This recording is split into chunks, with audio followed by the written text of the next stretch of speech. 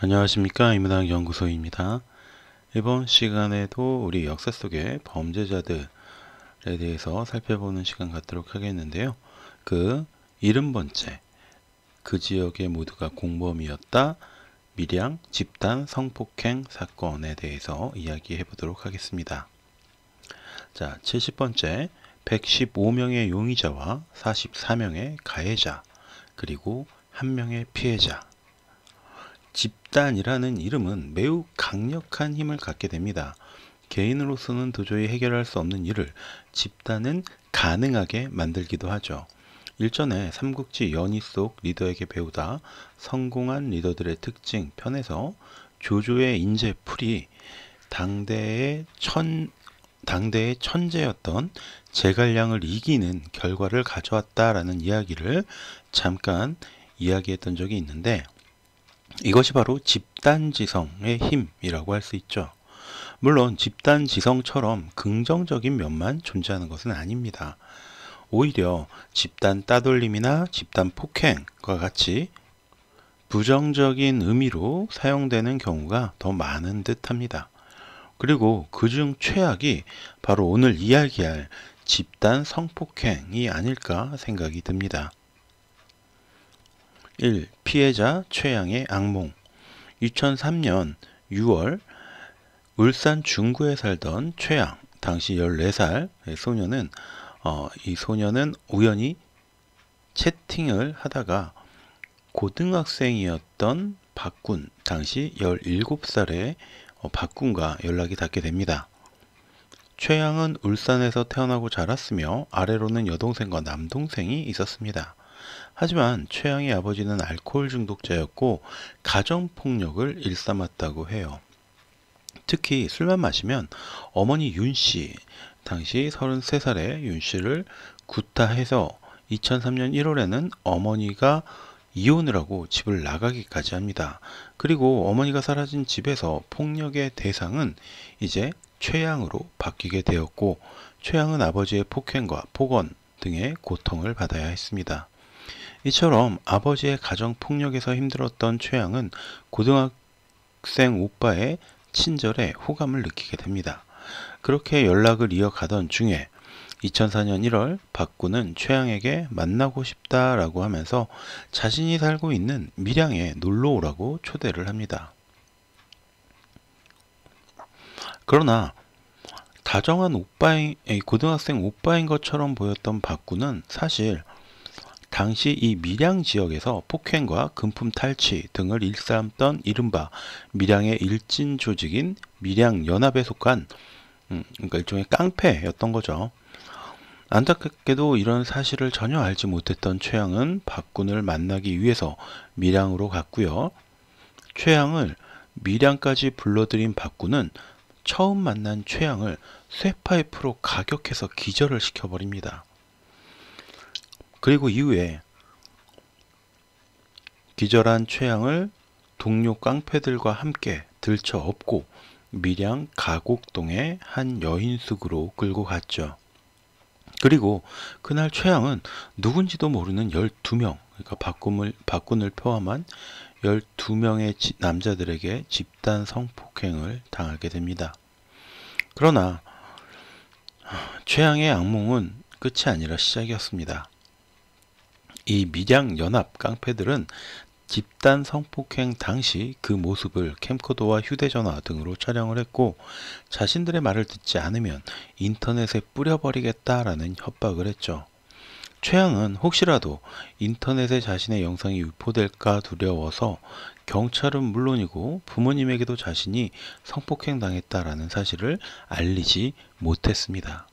그리고 밀양연합의 깡패들은 최양을 수시로 불러내서 성폭행을 일삼았죠. 그들의 성폭행은 항상 폭력을 동반했고요. 여관, 놀이터, 테니스장 등 장소도 가리지 않았습니다. 보통 7명에서 10명 정도가 항상 집단으로 성폭행을 했는데, 점차 성폭행이 아닌 각종 기구를 이용한 성고문의 성격까지 띠게 됩니다.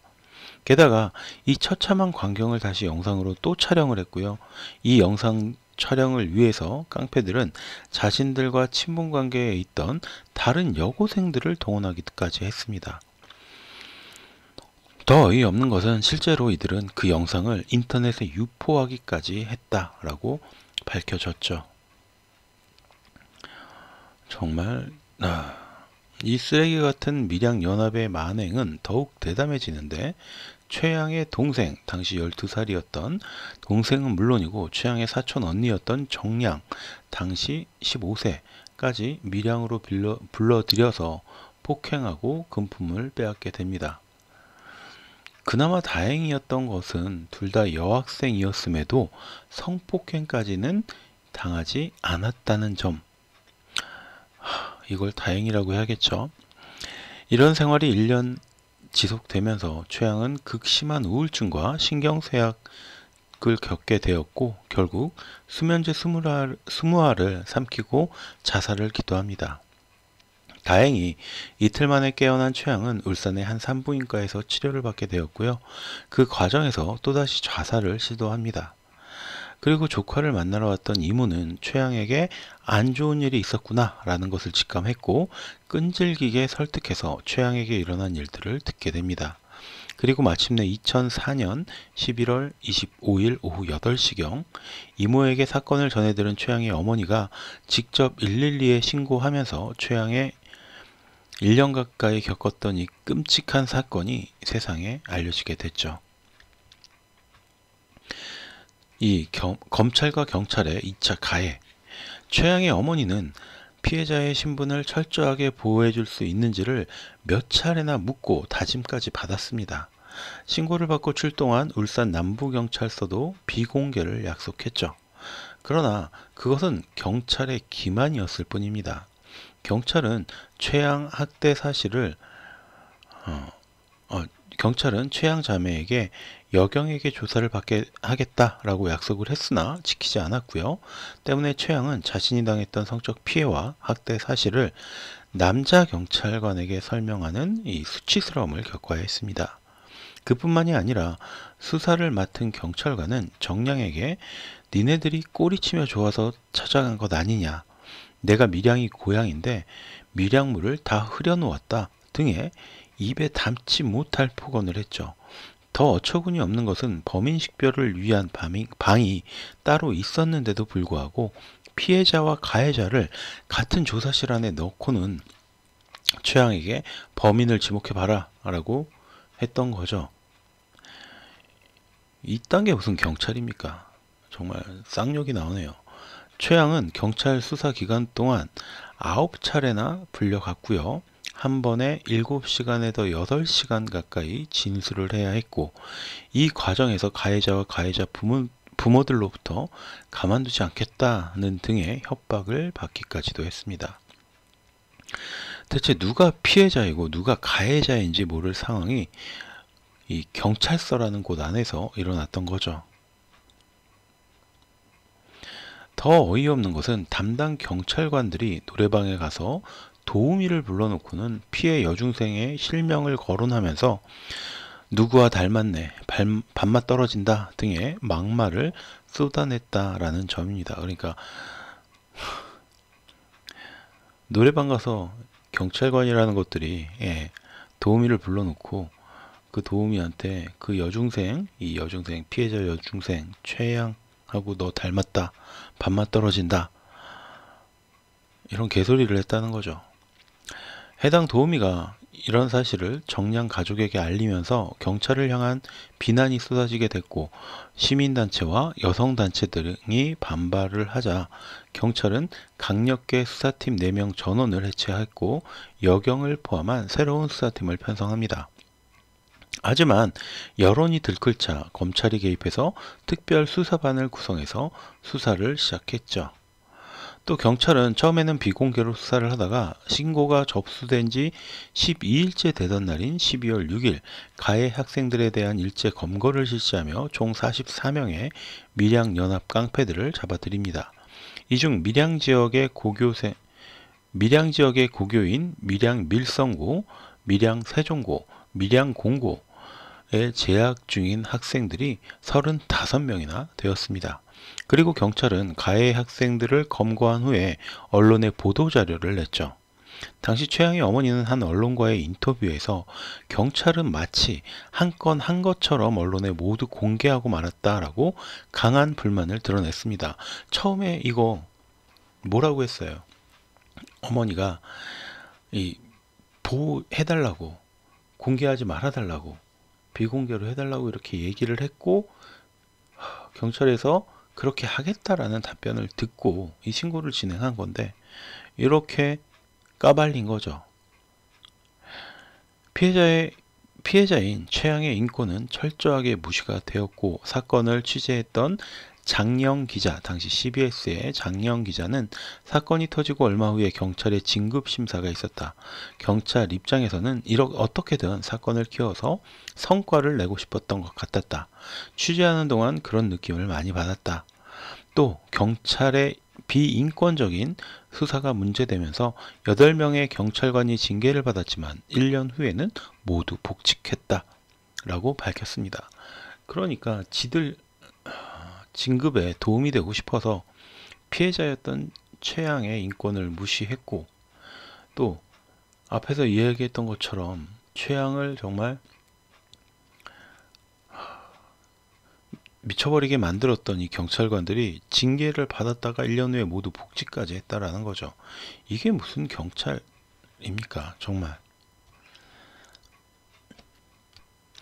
그리고 이제 더 웃겼던 게 이런 거죠. 피해자 학생의 어머니는 왜 피해자 가족한테 미안한 마음이 들어야 합니까? 왜 그래야 되는데요? 우리가 지금 피해 입은 건 생각 안 합니까? 딸 자식을 잘 키워야지. 그러니까 잘 키워서 이런 일이 없도록 만들어야지. 여자애들이 와서 꼬리치는데 거기 안 넘어가는 남자애가 어디 있으며, 뭐 이런 개소리. 제가 욕은 하고 싶지 않은데 정말 개소리죠 이건. 이게 사람이 할 소리는 아닌 것 같아요. 검찰 역시 경찰과 마찬가지로 비판을 받게 됩니다. 최양이 오랜 조사에 피곤했기 때문에 대답을 조금 대충 하니까 동생과 짜고 이야기하는 거 아니냐 라면서 이야기를 했고요. 다른 일 때문에 밀양에 간 적이 있다라고 하니까 나 같으면 한 번 당한 이유로는 밀양 쪽은 쳐다보기도 싫을 것 같은데 어떻게 또 갔어? 라는 말도 안 되는 질문을 했다고 합니다. 3. 아버지의 등장과 가해자들의 처벌. 신원이 공개되며 가해자 부모의 협박과 회유에 시달리던 최양은 어머니와 함께 2005년 1월 서울로 올라오게 됩니다. 그러나 정신적으로나 육체적으로 피폐해 있었던 최양은 곧장 연세 세브란스 병원에 입원해서 치료를 받게 되죠. 최양은 치료 중에도 몇 차례 자해와 자살을 시도했을 만큼 절망에 휩싸여 있었는데, 이때 아버지와 고모 그리고 고모부가 함께 등장합니다. 피의자 가족들이 최양의 아버지를 찾아가 합의 조건으로 돈을 제시했기 때문이었죠. 아버지에게 자주 폭행을 당했던 최양은 아버지의 강권에 못 이겨 결국 단돈 5천만 원에 몇몇 가해자들과 합의를 했고요. 피의자 가족들에게 합의서와 선처를 바란다는 탄원서까지 써주었습니다. 14살짜리 어린 여학생이 1년 가까이 수십 명의 남자들에게 폭행과 강간을 당한 것에 대한 합의금이, 이게 합의가 될 사항도 아니지만 합의를 한 게 겨우 5천만 원이었다는 거죠. 게다가 이 중 1,500만 원은 울산 외곽에 전셋집을 마련하는 데 쓰였고, 나머지는 아버지가 친척들과 나누어 갖는 바람에 정작 최양에게는 한 푼도 돌아가지 않았습니다. 문제는 이렇게 작성된 합의서와 탄원서가 가해자들의 형량에도 큰 영향을 미쳤다는 점이죠. 이런 걸 무슨 아버지입니까? 이게 무슨 아빠예요? 실제로 경찰이 검찰로 송치한 인원은 44명이었는데 이 중 14명이 합의로 인한 공소권이 상실, 이 중 1명은 다른 사건으로 다른 검찰청에 넘겨져, 그러니까 다른 사건도 벌였던 정말 막 나가는 놈이었던 거죠. 상실되었고요. 다시 20명은 검찰이 소년부로 송치시켰습니다. 소년부 송치란 검찰 조사 과정에서 14세 미만의 촉법 소년이나 14세 이상임에도 잘못을 반성하거나 상대적으로 가벼운 범죄에 연루되었을 때 검찰이 아닌 소년부로 송치되는 것을 말합니다. 이들은 소년보호재판을 통해서 보호 처분이 내려지면서 전과 기록조차 남지 않게 되죠. 그러니까 44명 중에서 34명이 제대로 재판조차 받지 않았다라는 겁니다. 그렇다면 나머지 10명은 어떤 처벌을 받았을까요? 2005년 4월 울산지법은 기소된 10명 전원에 대해서도 소년부 송치 결정을 내립니다. 결국 피의자들은 보호관찰 처분 등을 받으면서 법적인 단죄가 마무리되었습니다. 호적에 전과자라는 빨간 줄도 남지 않았고 남들과 다름없이 평화로운 삶을 이어가고 있다고 하죠. 더군다나 원래 용의선상에 오른 인물들은 모두 144명 혹은 147명이라고도 이야기하는데 경찰은 그저 형식적인 조사만을 하고 이들을 모두 귀가 조치시켰다라고 이야기가 나오고 있습니다. 이 사건은 밀양 지역 주민들은 물론이고 경찰과 검찰, 법원까지 모두가 피해자 한 명의 최악을 제대로 짓밟은 그런 사건이라고 할 수가 있습니다. 사건이 일어난 지 20년째 되는 올해 피해자는 34살이 되었겠고요. 가해자들은 35에서 38살 정도가 됐을 겁니다. 웃기는 것은 2004년 당시 가해자들의 친구로 가해자들을 옹호하는 글을 썼던 경남경찰청 소속의 황모 순경은 사건이 있은 후 경주소재의 대학을 졸업했고요. 2010년 순경 공채 시험을 통해서 경찰에 입직했습니다. 그러나 가해자들을 옹호한 사실이 8년 만인 2011년 4월 밝혀지면서 대기 발령 상태에서 조사를 받았고요. 의령경찰서로 발령을 받습니다. 그리고 몇 년 뒤에는 경장으로 진급까지 했죠. 가해자를 옹호하는 이런 잠재적 범죄자가 경찰이 되는데 아무런 문제가 없었다. 이것도 이 밀양 집단 성폭행 사건은 2013년 영화 항공주로 만들어지게 됐고요. 다시 한번 사람들의 주목을 끌게 됩니다. 또 2016년에는 TVN의 드라마 시그널에서도 차용되어서 다시 한번 사람들의 주의를 환기시켜 주었습니다. 대체 우리나라는 언제부터 이처럼 가해자들에게 관대하고 피해자들에게 냉정한 사회가 되어버린 것일까요? 가해자들의 인권을 외치는 단체는 많습니다. 그러나 정작 피해자의 인권을 보호하는 단체는 손에 꼽을 정도입니다. 경찰도 검찰도 법원도 인권단체도 지나치게 가해자를 보호하고 있다는 느낌은 저만의 착각일까요? 지난 연말 우리는 경찰의 보여주기식 수사에 의해서 안타까운 선택을 해야 했던 한 배우의 소식을 듣게 되었습니다.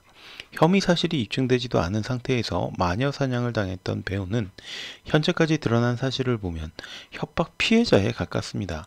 물론 가정이 있는 유부남이 룸살롱 마담과 부적절한 관계를 지녔다는 점은 비난받아 마땅하죠. 그러나 해당 배우에게 적용된 것은 마약 혐의였습니다. 그리고 몇 차례 검사 결과 그는 음성으로 밝혀졌죠. 그럼에도 신상이 공개된 그는 끊임없이 경찰에 불려 들어갔고요.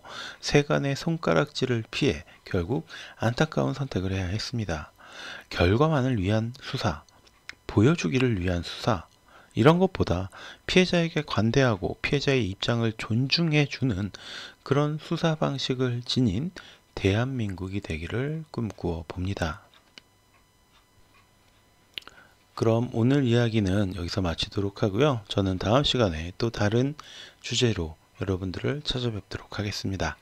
오늘 제가 들려드린 이야기가 여러분들의 흥미와 호기심을 조금이라도 만족시켜 드렸다면 구독과 좋아요도 부탁드리겠습니다. 감사합니다.